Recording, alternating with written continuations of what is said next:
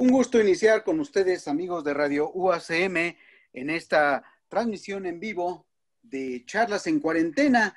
Bienvenidos hoy jueves ya 24 de septiembre de 2020, desde el confinamiento. Para todos ustedes les saluda Eduardo Sánchez.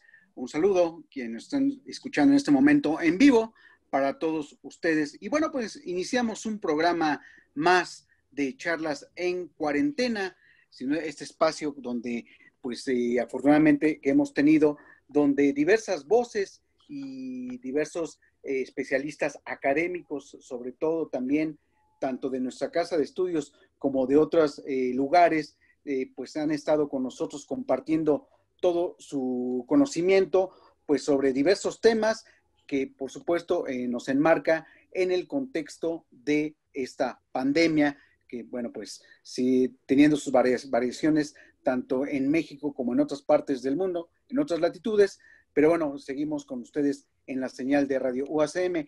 Saludo a la distancia a Antonio Díaz, integrante de la Coordinación de Comunicación del área de video. ¿Cómo estás, Antonio? Buenas tardes. ¿Qué tal, Eduardo? Buenas tardes, muchas gracias.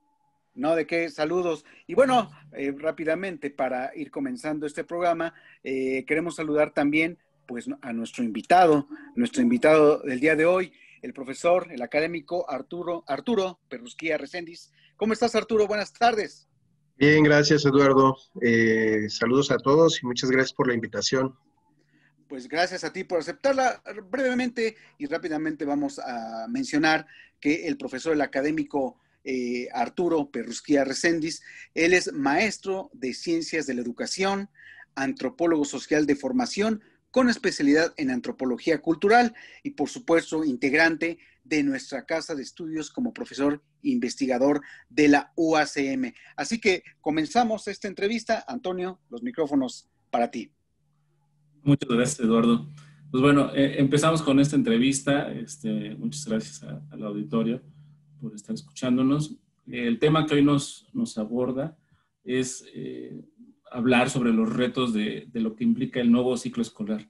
Y bueno, qué mejor que hablar con un especialista en ciencias de la educación, porque obviamente el nuevo ciclo escolar implica muchos giros pedagógicos, muchos aristas que hay que ir desmenuzando, entendiendo, compartiendo a la distancia, ¿no? Que ese es el punto, sin duda. Y bueno, ahora nos toca con el profesor Arturo Perrusquía. Los temas que sin duda creo que vamos a abordar son temas de educación superior, pero sin duda parece, y vamos a ir descubriéndolo en la charla, algunos aspectos se van a compartir con otros niveles de la educación, ¿no? Porque este aspecto de la educación virtual está trascendiendo en todos los niveles, ¿no? Entonces, algunas cosas que por aquí se puedan decir respecto a las experiencias universitarias, sin duda puede ser que estén sucediendo en la educación en otros niveles, ¿no? Empecemos entonces, Arturo. Quisiera que habláramos de algunos temas y los voy puntualizando para que a partir de ahí empecemos a abrir este diálogo. Tal vez uno de los primeros y creo que más interesantes de todos es qué implica este transitar del aula al comedor o a la sala o al cuarto, en el mejor de los escenarios, si los estudiantes tienen como la disposición en sus espacios de vida para estar en sus cuartos, o en ocasiones hasta la cocina, ¿no? ¿Qué implica este cambio del espacio de la enseñanza, del aprendizaje, de pasar del aula a estos nuevos espacios de aprendizaje? Buenas tardes, Toño. Gracias por la invitación. Gracias a todos los que nos escuchan, estudiantes de la UACM y no estudiantes de la UACM. Quiero empezar diciendo que efectivamente me gustaría que fuera un diálogo más que una entrevista, ¿no? Y que sí, he manejado los últimos 20 años de mi vida aspectos en el terreno de lo educativo. Y en ese sentido, pues sí, lo que vamos a comentar, Toño, tienes mucha razón, va a ser sobre la educación. Y yo creo que los comentarios o las reflexiones, el diálogo que tengamos, se va a mover en los diferentes espacios, ¿no? Porque el tránsito efectivamente del aula a la sala no se dio solamente en el sector universitario, sino a todos los niveles, ¿no? Y yo pensaría que más hacia la sala o hacia el comedor, en el caso de los estudiantes de nivel básico. ¿Por qué? Porque ellos, pues ahorita tú sabes, las clases las están tomando por la televisión, ¿no? Y hay muchos estudios que han demostrado que ya la televisión era como un centro de reunión para toda la familia, y la televisión en la mayoría de las casas o de las familias está en la sala, ¿no? ¿Qué implica eso? ¿Qué nos está implicando eso, en este caso a mí, con mis hijos, a otros profes, a todos? Es un proceso de desaprender. O sea, estamos enfrente de nuevos aprendizajes. Hay que desaprender la idea que teníamos de la escuela y la tenemos que reaprender nuevamente, ¿no? Una escuela sin muros, proceso de enseñanza-aprendizaje sin aulas, ¿no? Y donde los muros y las aulas se convierten en nuestros espacios familiares. Entonces, estos nuevos aprendizajes y estos desaprendizajes nos llevan al terreno también de lo particular y de lo personal, ¿no? Porque como quiera, el espacio de la casa es el espacio de la familia. La sala, el comedor, el cuarto es el espacio de los que tienen la fortuna de tener un cuarto, ¿no? Que no lo comparten, pues es el espacio del hijo o de la hija. Pero es ese espacio del hijo o de la hija, no es el espacio del estudiante o de la estudiante, como si es el aula, ¿no? El aula es el espacio del estudiante o de la estudiante. Entonces aquí el juego de roles, lo que yo he visto, al menos de la experiencia que he estado viviendo con mis hijos, se empieza como a traslapar, ¿no? ¿En qué momento eres estudiante y en qué momento eres mi hijo? Pues, ¿no? Este juego que ellos pueden tener, en el caso pienso en mis hijos, que uno está en la primaria y otro está en la secundaria, que pueden ir a la secundaria o que pueden ir a la primaria y que tienen su espacio del recreo y que tienen su espacio dentro de la misma aula y al lado al compañero. O sea, ellos no están en el rol del hijo o de la hija, ¿no? Sino en el rol del estudiante, y ese es su derecho, es un espacio que ellos y donde ellos se recrean como sujetos, como otro tipo de individuos, que ahorita no lo están haciendo, ¿no? Porque dónde se rompe o dónde podemos los padres como separar este límite entre mi hijo estudiante aquí y mi hijo que tiene algunas otras tareas o compromisos, obligaciones dentro de la casa. O sea, ese es un reto, la verdad yo lo estoy viviendo y yo creo que muchos papás lo están viviendo demasiado grande. En el caso de los universitarios, bueno, ellos, pues, si bien la dinámica puede ser distinta, ahí sí es del aula al cuarto, a la cocina, a la recámara, a la sala, a donde se pueda uno acomodar, ¿no? No lo van a ver los radioescuchas, o no sé si sea transmitida también la imagen, pero ustedes se pueden dar cuenta que yo estoy debajo de una escalera, ¿no? O sea, lo que está detrás de mí es un librero, pero ese librero está debajo de una escalera, y entonces comentaba mi hijo en son de broma que es mi lugar como de Harry Potter, pues, ¿no? De la película, porque ya es que Harry Potter vivía debajo de la escalera, ¿no? Entonces, no solamente es el estudiante, también el profe, ¿no? Del cubículo a la sala, al comedor, al cuarto.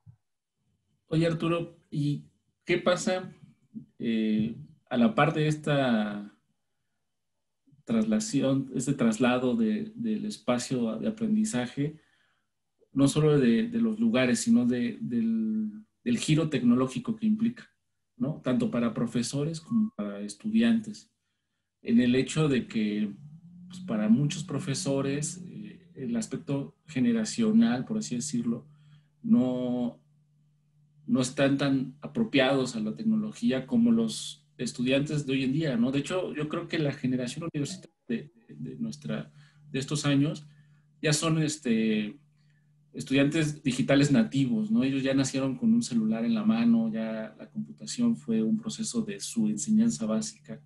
Y hoy en día ellos son, digamos, digitales nativos, ¿no? A diferencia de muchos de los profesores, ¿no? Que aunque hagan el mejor esfuerzo, no traen desde su formación inicial una dinámica de vida vinculada a los dispositivos, ¿no? Ya sea la computadora, el teléfono celular y todas sus implicaciones, ¿no? Como estos programas de Google Classroom o este otro que es en la universidad que se llama Moodle, ¿no?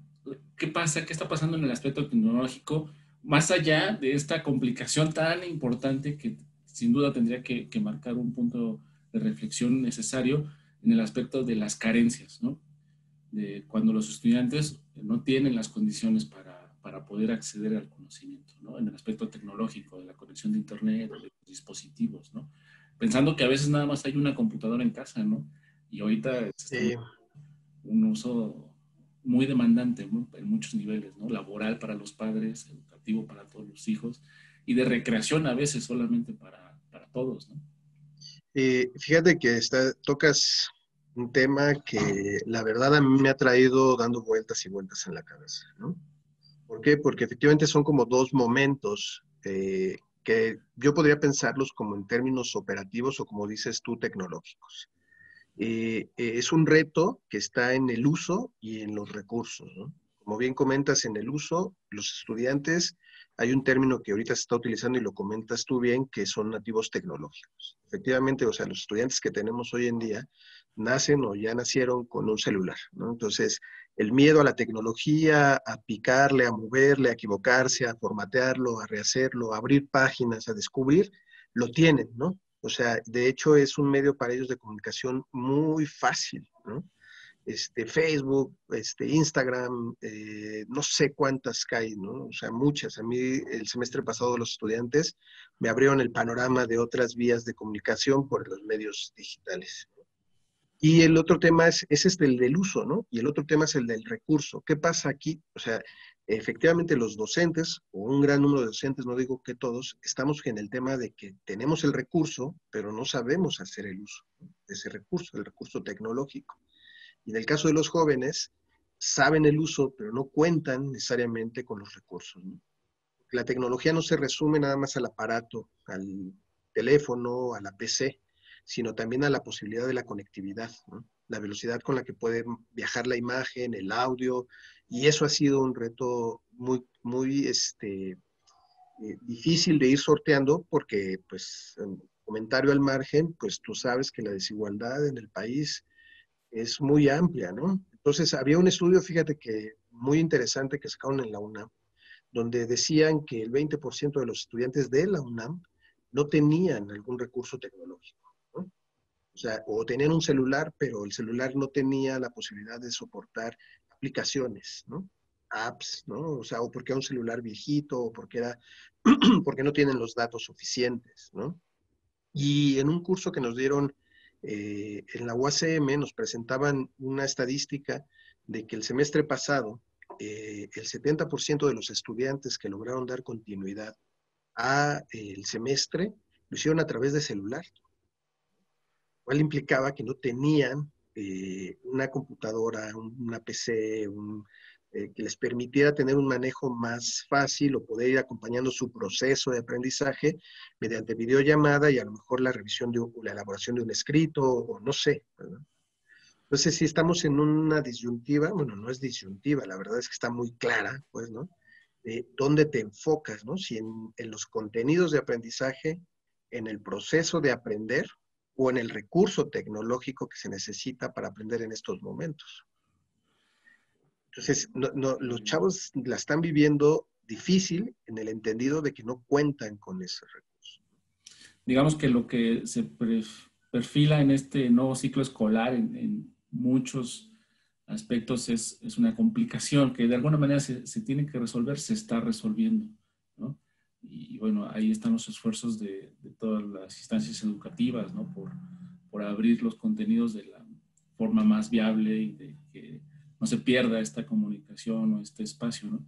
Porque bueno, sin duda, yo creo que lo más duro y más complicado que se puede plantear y que es lo que se debería de estar buscando evitar, es que por estas condiciones donde el estudiante se ve confrontado en su condición misma de estudiante, pues decida abortar, ¿no? Decida tirar la toalla y no seguir, ¿no? Porque no encuentra el mecanismo o las condiciones para poder seguir haciéndolo, ¿no?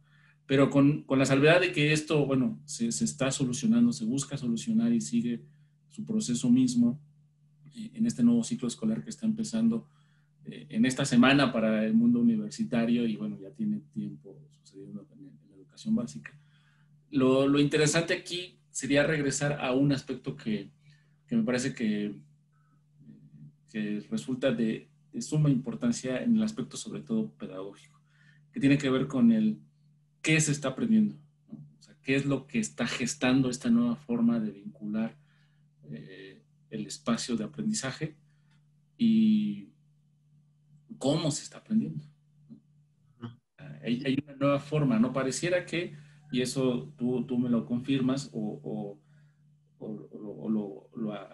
abordas de la forma que tú consideres, que hay una preferencia sin duda por el tipo de comunicación que se está generando a través de estos mecanismos de clase, donde pues resulta más fácil en el proceso de aprendizaje, enseñanza-aprendizaje,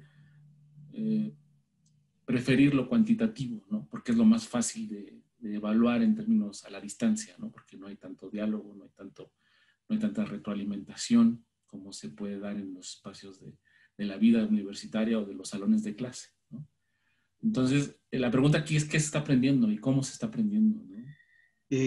Mira, yo si la respondo así como muy puntual, es cómo se está aprendiendo, está como, para mí, la verdad, aunque está claro, no quiere decir que sea fácil o que sea sencillo.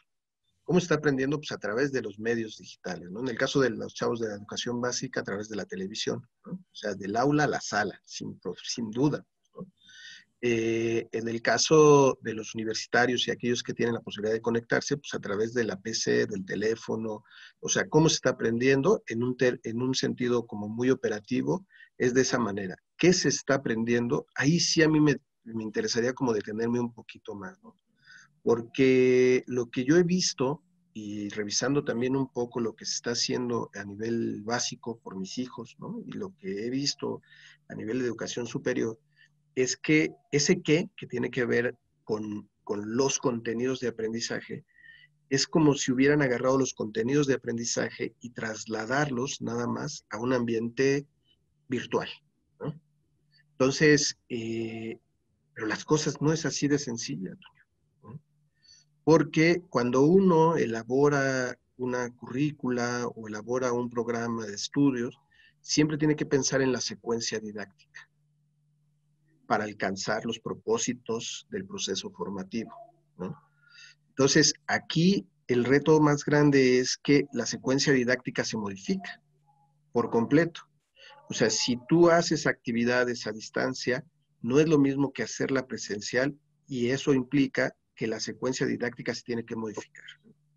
Hoy se habla de actividades síncronas y asíncronas, ¿no?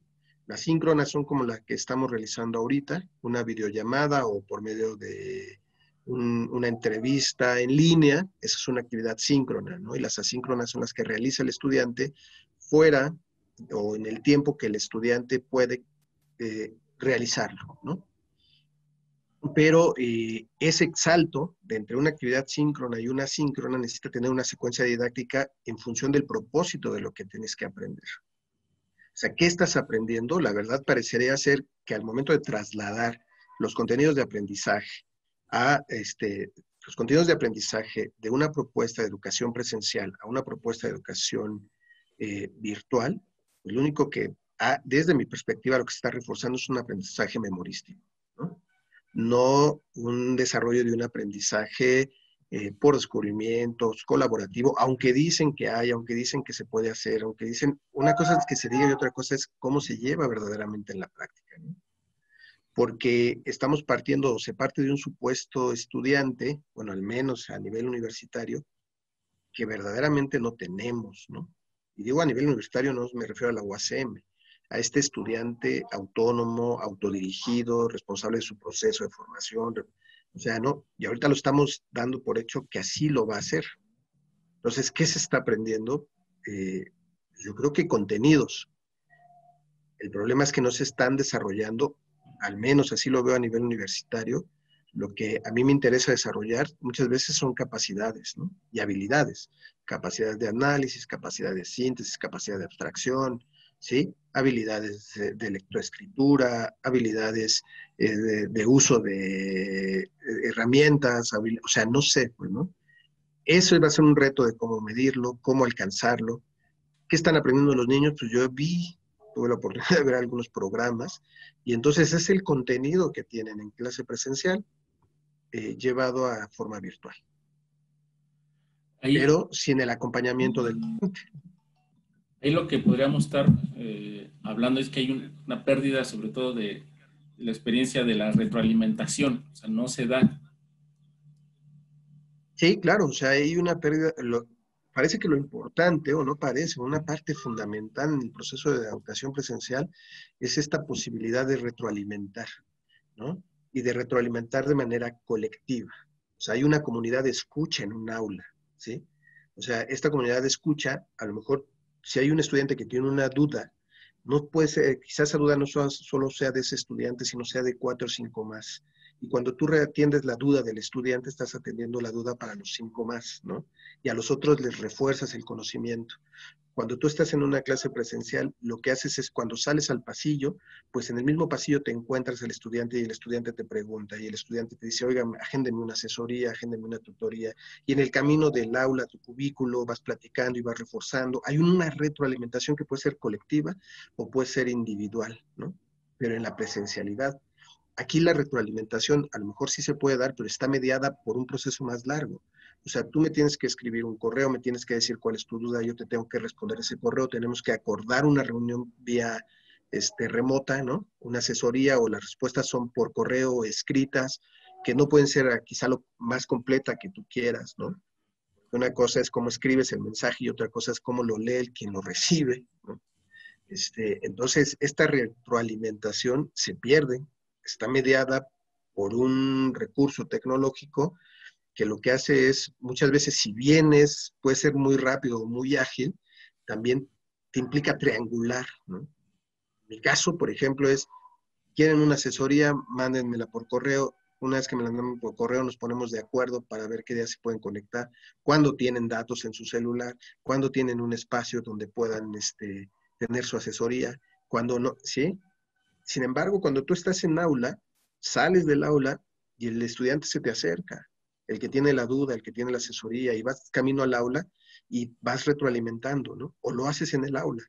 Y la retroalimentación es masiva, no es individual. Entonces, ese es un reto muy grande.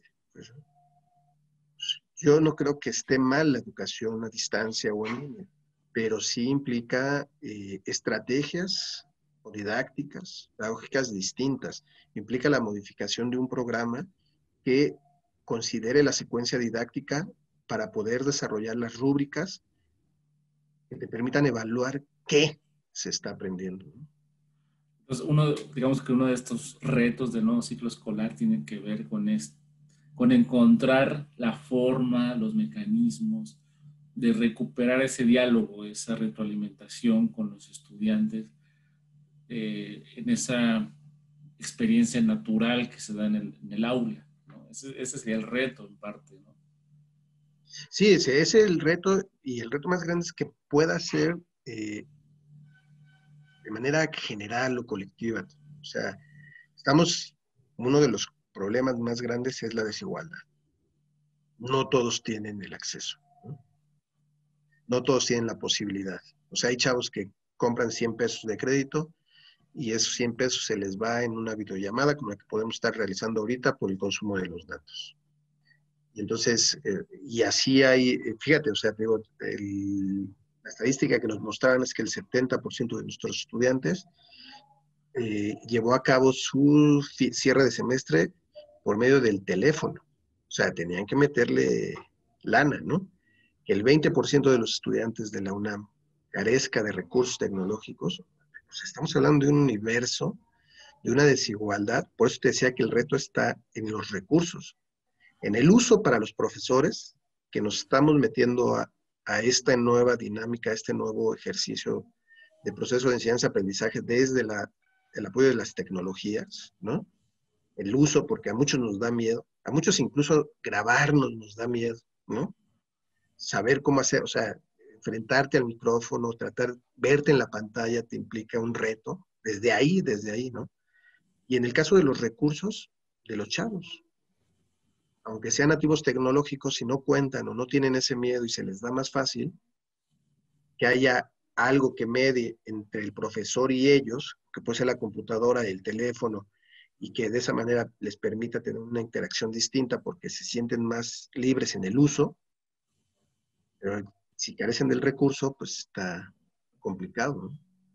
Entonces, digamos que uno de los problemas a solucionar, y bueno, que depende sin duda de cada profesor y cada proceso particular ¿no? Así de cada materia, de cada clase, de cada experiencia de enseñanza-aprendizaje que se esté dando, es romper como este proceso de, no sé si llamarlo ansiedad o preocupación por ser buenos o estar desarrollando de una buena forma el proceso virtual, ¿no? En el caso de los profes, yo te puedo decir que sí hay una angustia. Efectivamente, con la idea de poder romper ese temor y poder hacer de los medios digitales un aliado para tu proceso de enseñanza-aprendizaje, para lo que quieres generar, ¿no? Porque como no somos nativos digitales, el miedo de apretar un botón y que se te borre la información, el miedo de apretar, poner una tecla que no es y que entonces compartas una información que no tienes que compartir y los chavos se confundan. El miedo, o sea, esa ansiedad se genera, ¿eh? Sí se genera. Al menos yo lo llegué a percibir en algunos seminarios, talleres que tomé precisamente para esto, ¿no?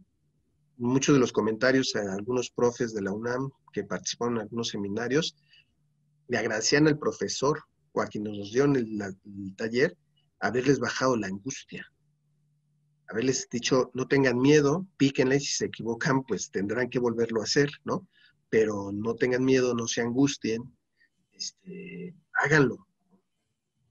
Y eso es cierto, pues, ¿no? O sea, Recuerdo, haciendo un símil, tal vez lejano, pero interesante, para tratar de entender o poner en contexto esta angustia de un cambio tan vertiginoso, sin duda, que sucedió en nuestras vidas, no solamente tal vez en aspectos educativos, sino en muchos otros. Recuerdo una reflexión que hacía Borges sobre el este aspecto de los duelos o de las crisis que te llevaban a nuevas realidades, ¿no? Y él hablaba de cuando perdió la vista, que sentía que él no se iba a sentir como era, ¿no? No iba a ser el mismo, ¿no? Él que se dedicaba a eso, a leer y a escribir. El perder la vista para él representaba un gran reto, un gran problema y una desilusión. Pero después del tiempo, ya acostumbrándose y dándose cuenta de su nueva realidad, por así decirlo, él señalaba que había descubierto otro Borges, ¿no? Otro al cual le leían sus ideas, porque él dictaba, ¿no? Entonces le escribían lo que él quería que se escribiera. Entonces a él le leían sus ideas, a él le narraban sus textos, y él se descubría de otra forma, porque ya no solo se leía él mismo, sino se escuchaba él mismo, ¿no? Y lo que él gustaba leer ya no lo leía, sino se lo leían, entonces lo apropiaba de otra forma. Entonces él decía que descubrió otro Borges a través de ese cambio tan radical que vivió. Supongo que un poco lo que está pasando en este ciclo escolar que inicia y que, bueno, es parte de la experiencia del abrupto rompimiento que se dio con el inicio del confinamiento, es que muchos profesores están empezando a adaptarse, como dices, a perder la ansiedad y la angustia y convertir esta nueva realidad en un aliado de su proceso de enseñanza, ¿no? claro, es como empezamos la entrevista, te digo, es un desaprender y aprender nuevas cosas, ¿no? Redescubrirnos, o sea, como profesores, y tratar de mitigar esa angustia entendiendo que todos estamos en un nuevo proceso de enseñanza-aprendizaje y que además es un proceso que si tú me preguntas un poquito, aunque tiene que ver con el tema saliéndome, vamos a tener que hacerlo, yo pienso que por un rato importante. No sé cómo vaya a evolucionar la pandemia, pues, pero a mí con lo que vislumbro es una enfermedad ya endémica, pues, ¿no? Algo con lo que ya va a estar y que vamos a tener que aprender a vivir. Y esto que nos pasó nos puede pasar, nadie nos garantiza que no pase en un año más, en 2 años más. Entonces, tenemos que, si me permites la palabra, profesionalizarnos en el uso de los recursos digitales para poder generar espacios de proceso de enseñanza-aprendizaje que sean capaces de sustituir, ¿no? O de cumplir la función que se cumplía en los espacios presenciales. Y entonces sí vamos a tener ya universidades sin muros. O sea, lo que Claro. tanto se deseaba, pues.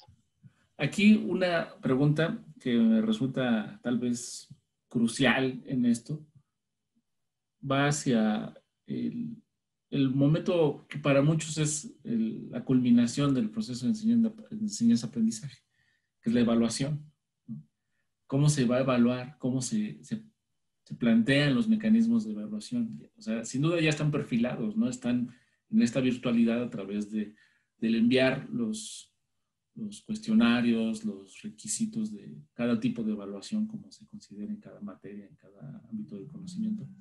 Pero ¿qué implica esto? Esta nueva forma de llevar el proceso de evaluación de esto que estamos planteando a lo largo de la charla que se está generando en el proceso de aprendizaje. ¿Qué está implicando este nuevo reto de evaluar esto?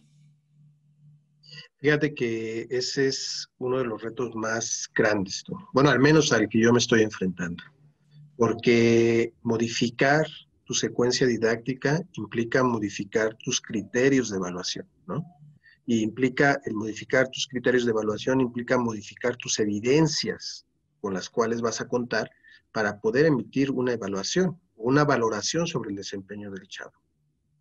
Entonces, muchas de las cosas que te permiten, o bueno, al menos a mí me permitían en el aspecto presencial, era pues la participación del estudiante en clase, ¿no? O cuando se hacían los trabajos en equipo, que uno cuando hace trabajo en equipo o deja a los chavos trabajar en equipo, uno se convierte en ese momento en un monitor.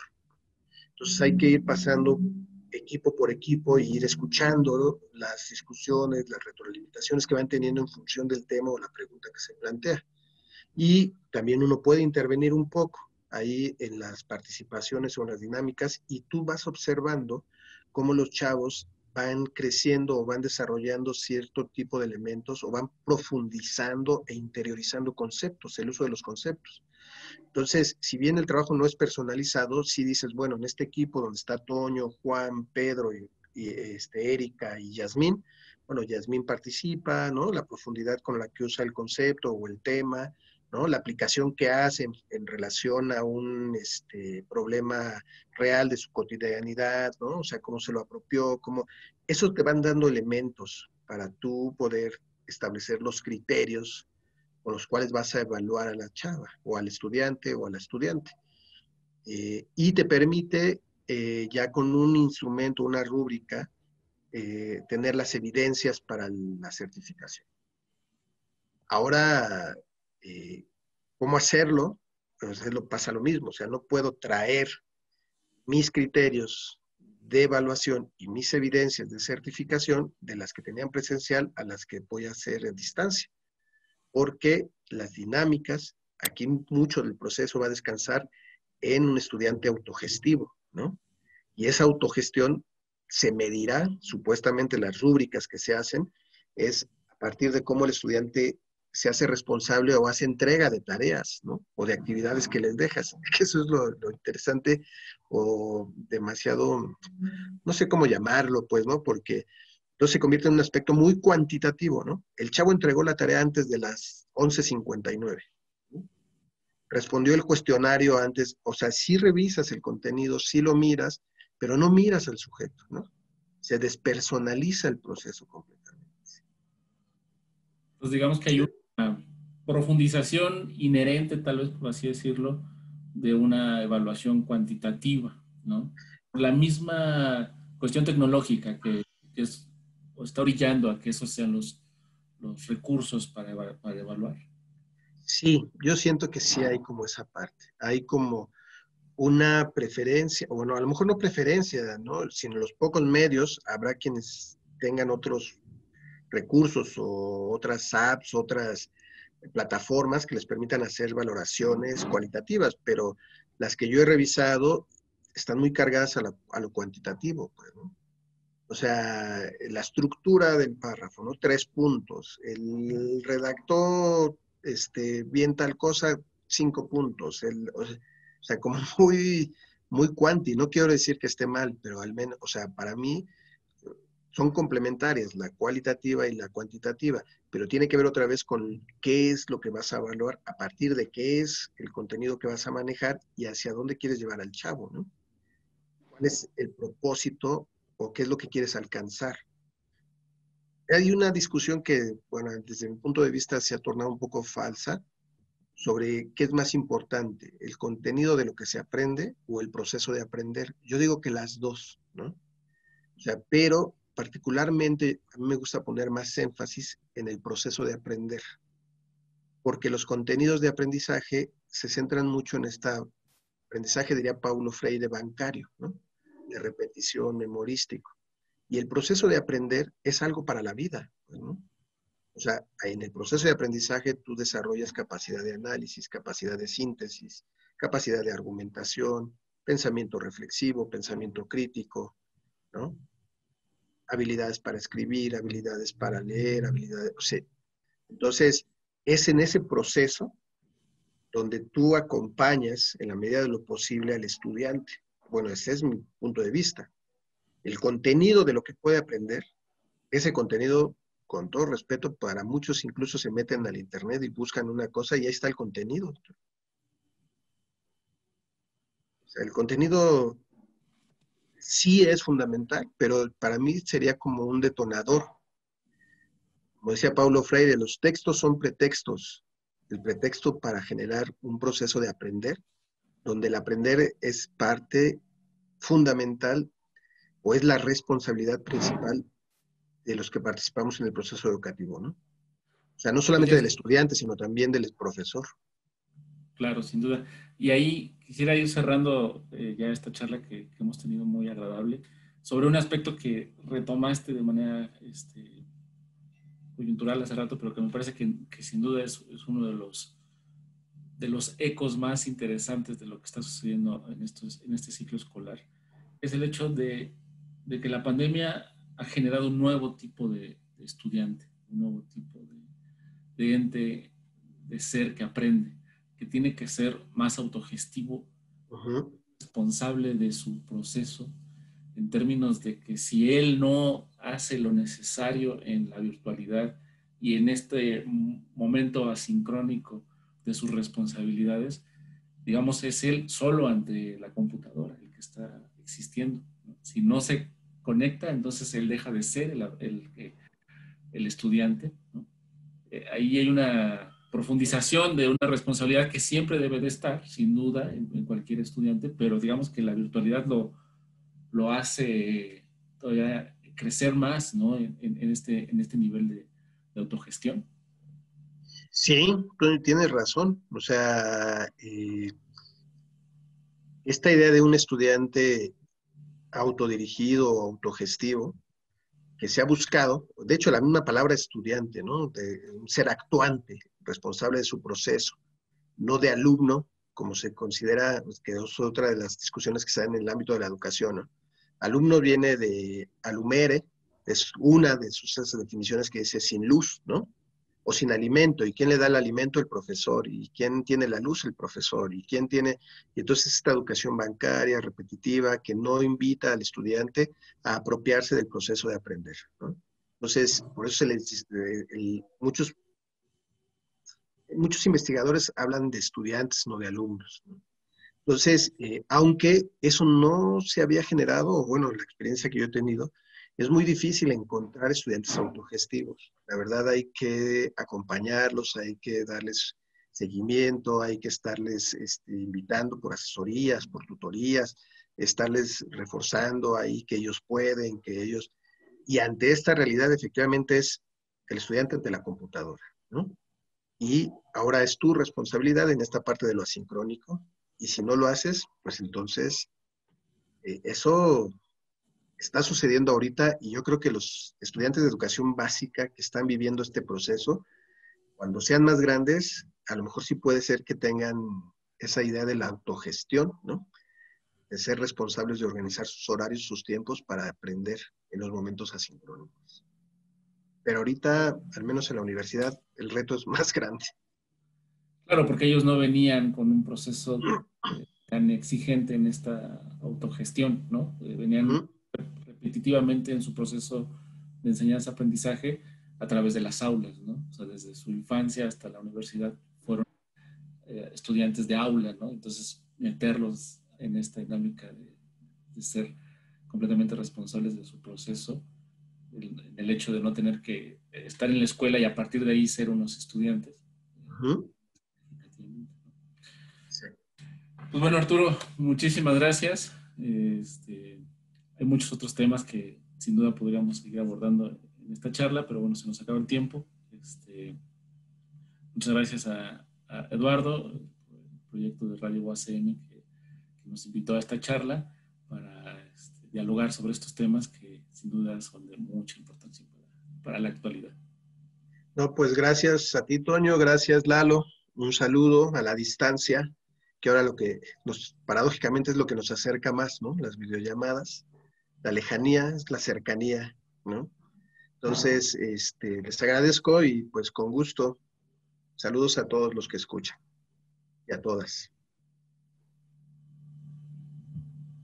Micrófono, Eduardo. Es cierto, disculpa, sí, lo que pasa es que estaba abierto el micrófono de radio, pero no el del Zoom. Sí, sin duda quedan muchas cosas en el tintero. Arturo, la invitación se abre para continuar la misma, ¿no? Este tema también de la autogestión, sin duda, sigue siendo un tema que hay que abarcarlo, ¿no? También incluso cuestionarlo, ¿por qué no? Pero bueno, ahí queda la invitación para en una futura charla, por favor, por acá, que estés de vuelta también, ¿no? Para seguir tocando estos temas, por favor. Gracias, Lalo. Ok, Antonio, muchas gracias por ayudarnos aquí a la presentación y la conducción. Yo soy Eduardo Sánchez, gracias por habernos sintonizado. Quédense en la transmisión de Radio UACM, Suena a tu ciudad. Muy buenas tardes.